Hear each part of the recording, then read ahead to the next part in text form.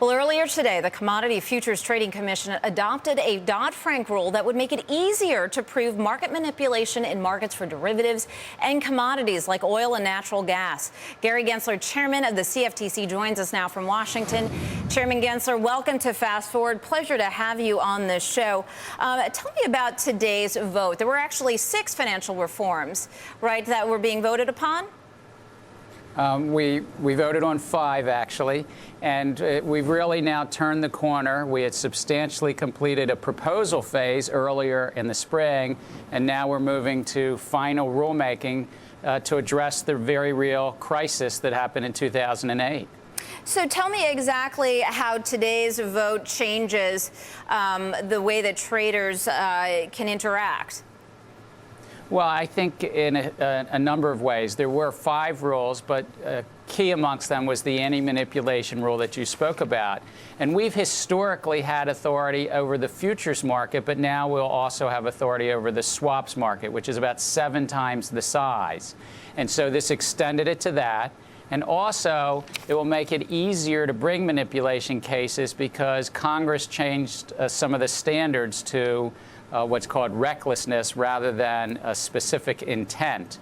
And so this covers very real gaps in what we had before today. Chairman Gensler, can you give me real examples where if this had been enacted and approved 6 months prior, someone would have violated it? Well, it's really if somebody's using a swap, which is currently an over-the-counter instrument, to try to manipulate an oil market or an agricultural market or even an interest rate market to use that. Now we'll be able to actually bring cases in the swap market as well. We didn't have any of that before. Secondly, it also adds something to our current arsenal in the futures market because it will be easier to bring a wrongdoer to justice in the eyes of the courts.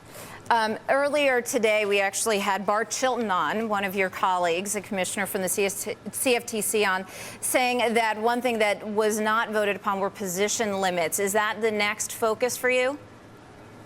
Well, we have been, it's a very critical rule. I think that we need to move forward on it. We did get 12,000 public comments on it, so the staff is working diligently to do that. And I'm hopeful that we can do it in the near term, but we still have to sort through some of the recommendations and comments from the public. All right, Chairman Gensler, thank you so much for joining us today. We have to leave it there. That was Chairman of the CFTC, Gary Gensler.